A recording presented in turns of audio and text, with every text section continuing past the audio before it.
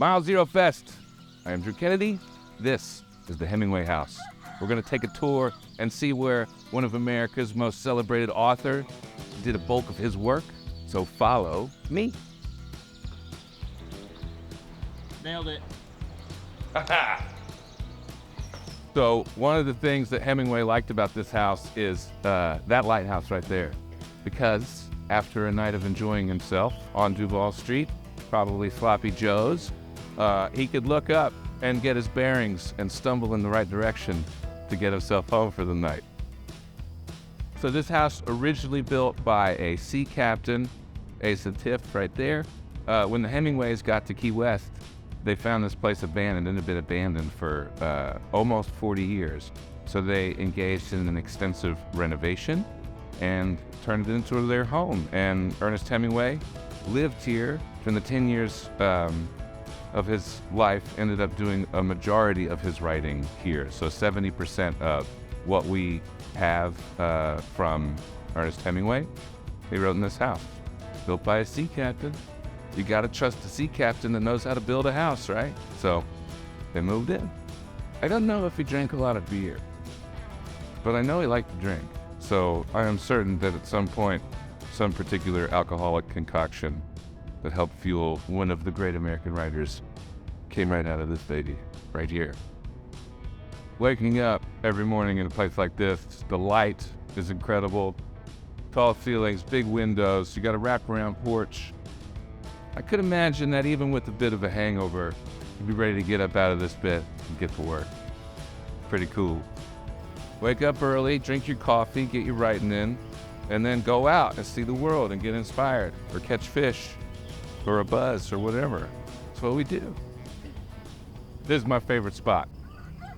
As a writer, I am fascinated with the process that other writers go through in order to work on their craft. This is Hemingway's writing studio. But this space has the energy of a writer. The views are what the views need to be. You just occasionally look up, let your mind wander as you think about an idea, and then you come back to your work. Keep your most trusted books on the bookshelf for company, a couple of knickknacks of your hunting experience, but this is the spot. You would sit right here, and you would get to work. Pretty awesome to be in the same room as one of our great American writers.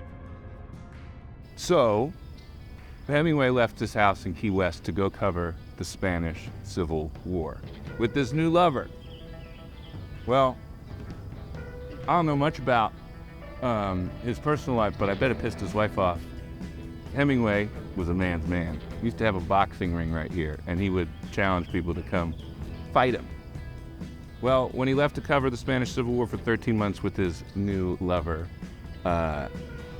his wife here tore down that boxing ring and put in the largest in-ground pool in the States. When he came back after 13 months, he saw such the expensive project that they undertook. And he said, I've been making all this money covering a war and sending it home, and this is how you're spending it. You might as well take my last red cent. And he tosses it at his wife. And his wife gets the bright idea to put it into some of the cement that is still drying, so that after she eventually kicks him out for being a bit of a cheat, she'll be able to say that she has Ernest Hemingway's last red cent, and it is right here. Personally, if I had just gotten busted in a 13-month affair in Europe while I left my wife and kids here, and the punishment was a new in-ground pool in my backyard, I would consider myself getting away with something. But not Hemingway. He was pissed about it. So, Sloppy Joe's on Duval, where he famously used to drink, was moving. The landlord didn't like the fact that they were raising the rent, so they were moving a block down the street, and they asked all of their faithful patrons to grab something and carry it down the street to help them move into the new location. Hemingway grabbed this urinal and carried it home, threw it into the yard, and in the morning when his wife saw it, she said, "What is that doing in my yard? This is not the kind of lifestyle we'll be living." And his response was, "I'll get rid of my pool when you get rid of yours." Probably one of the great Greek philosophers who noted about drinking alcohol, you never buy it, you only rent it. This is where you pay the rent. Of all the great pieces of literature that came out of this house, one of its most popular features has nothing to do with books. Six-toed cats. That's right, six-toed cats. Considered lucky by sailors.